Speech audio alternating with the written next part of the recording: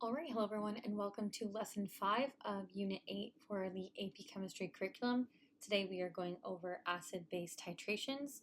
Today you will learn to determine an unknown concentration of an acid or a base by reacting it with a known solution and tracking those pH changes on a titration curve. At the equivalence point, it's important to note that moles of acid is going to equal moles of base, which allows for easy calculations, and the pH at the equivalence depends on acid and base strength. Weak systems are going to show buffer regions with pH equaling pKa at the half equivalence point. You will also learn that at the half equivalence point in a weak acid or a weak base titration, the concentration of the acid and its conjugate base are equal, which is why we can use pH is equal to the pKa. For polyprotic acids, which means you can give off more than just one proton, titration curves can reveal multiple equivalence points, which helps identify the number of acidic protons in that substance. Keep in mind for this lesson, computation or calculation of the concentration of each species present in a titration curve for polyprotic acids are not going to be assessed.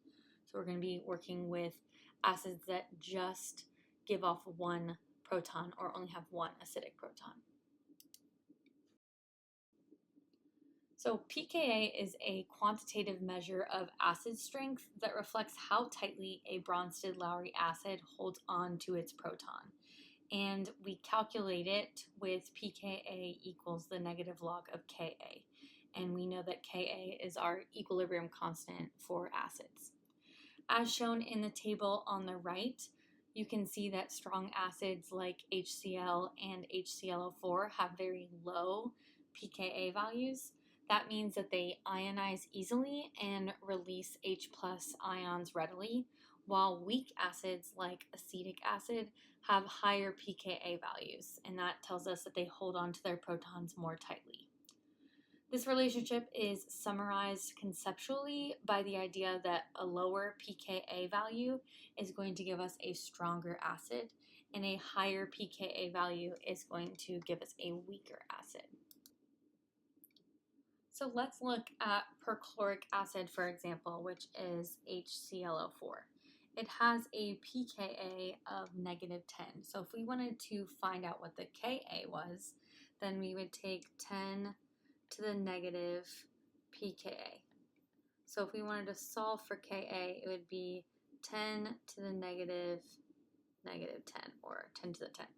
So that means our Ka value for perchloric acid is going to be 1 times 10 to the 10th, which we know from equilibrium understanding that means we are very product heavy, which means perchloric acid is going to dissociate a lot, which is why it's considered a strong acid.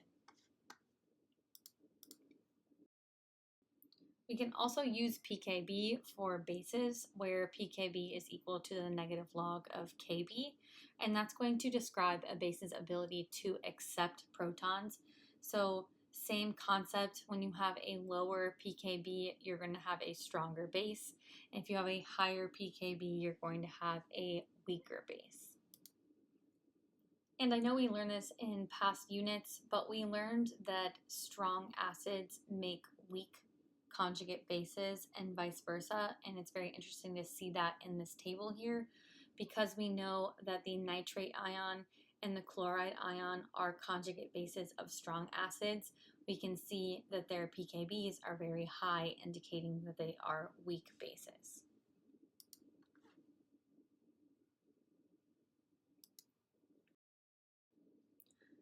So what is a titration?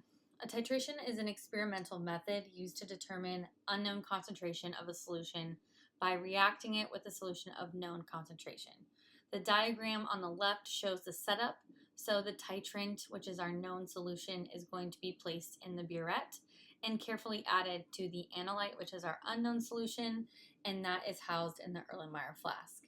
As the titrant is added, a reaction occurs until the equivalence point is reached, allowing the concentration of the unknown analyte to be calculated using M₁V₁ equals M₂V₂.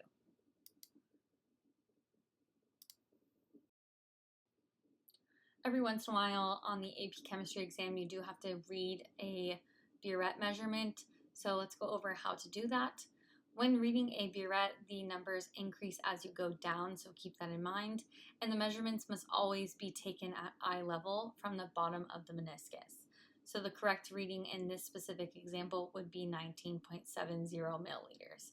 Keep in mind that when we are using these burettes, you're always going to answer your volume in the hundredths place after the decimal point. All right, so let's quickly go through the steps of actually conducting a titration. First of all, you need to have your proper setup with a burette and an Erlenmeyer flask.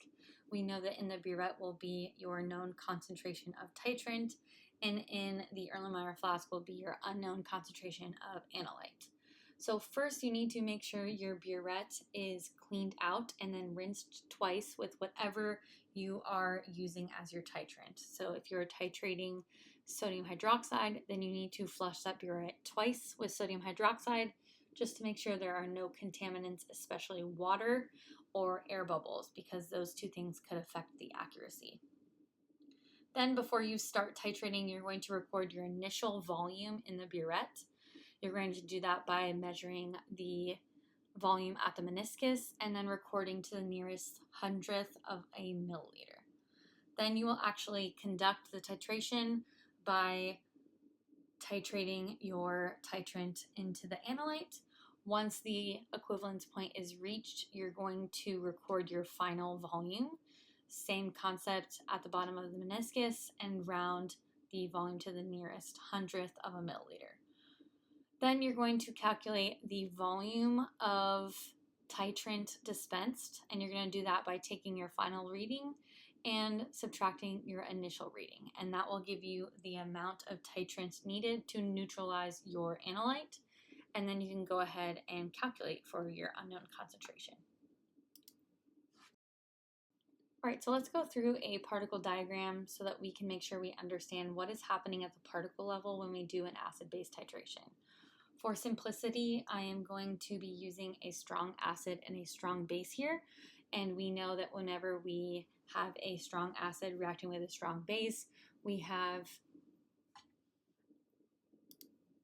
a net ionic equation of OH minus plus H plus reacts to form water.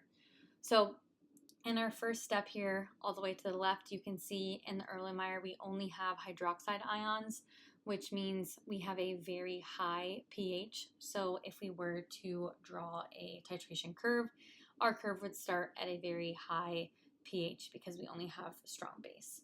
Then as we start adding in our strong acid, our hydroxide ions are going to be neutralized by the H plus ions into water. And once half of those hydroxide ions are neutralized, that is known as the half equivalence point. And the half equivalence point is more important when we have a weak acid with a strong base or a weak base with a strong acid, but it's still somewhat relevant here. Then we keep adding strong acid until all of the hydroxide is neutralized, and that is typically indicated by a color change, which is why on the right here we have changed from green to pink. And then this is known as our equivalence point, where all of the analyte has been neutralized and moles of acid is going to be equal to moles of base.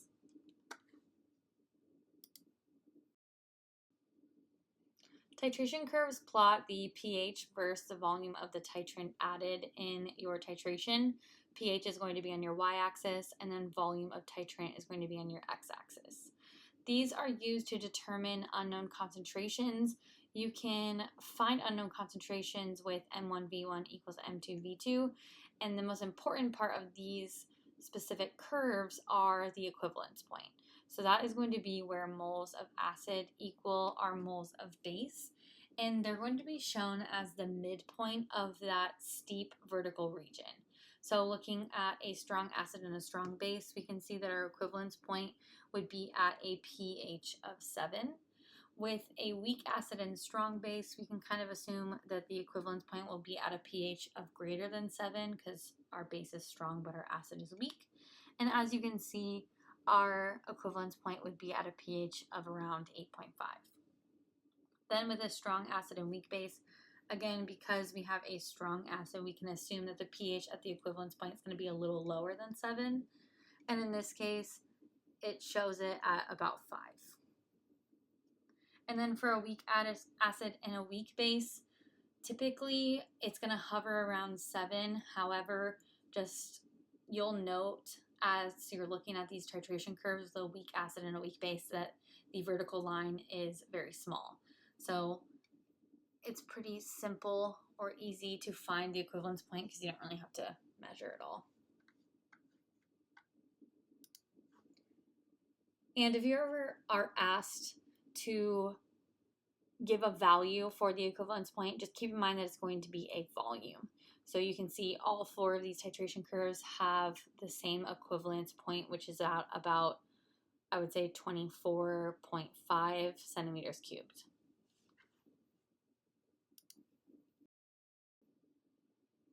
Now, typically when you're taking this exam, the titrant is often a base. And so when we are looking at titration curves, obviously in the Erlenmeyer flask, you're starting out with an acid. So our initial readings are going to be low concentrations. But I just wanted to keep in mind that that is not always the case. You can also be titrating with acid, which means in your Erlenmeyer, you're going to be having a base, which is why here you can see the initial pH is going to be very high. So it doesn't always have to look like this graph here, even though it usually does. It can also look like this if you are titrating with acid. All right, so let's do some calculations before we wrap up 8.5. So this one says, find the concentration of hydrofluoric acid at the equivalence point when titrating HF with NaOH if the equivalence point occurs when 20 milliliters of 0.1 molar NaOH is titrated in 10 milliliters of HF. So typically when I'm solving for unknown concentration in a titration, I'm using M₁V₁ equals M₂V₂. Usually when we're doing calculations in AP Chemistry, volume is in liters, but just keep in mind if you are doing these calculations and both of your volume measurements are in milliliters, don't waste your time converting them to liters. It's going to give you the same answer at the end. So first we have M₁V₁, which is 0.1 molar NaOH and 20 milliliters. And then we have our M₂, which is our unknown concentration. And then we have our second volume, which was 10 milliliters. So in order to solve for that, we're going to do 0.1 times 20, which gives us 2, and then divided by 10. So we'll have a concentration of 0.2.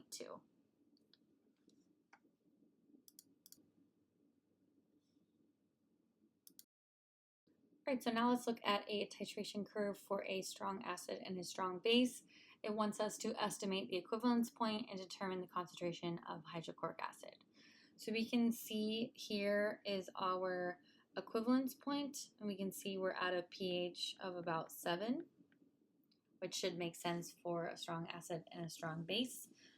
If it wants us to estimate the equivalence point, that means we're at about 25 milliliters. So now with that information, we know 25 milliliters of sodium hydroxide gave us our equivalence point, so where our moles of acid equal our moles of base. So now I can use that value to plug into M₁V₁ equals M₂V₂.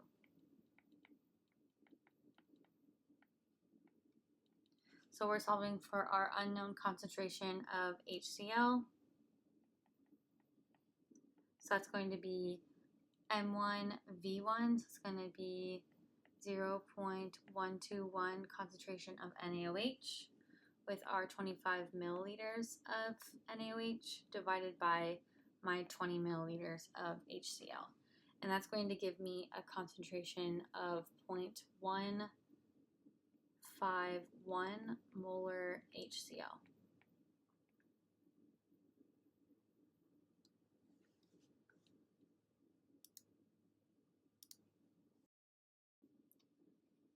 The graph below shows the titration of oxalic acid with sodium hydroxide.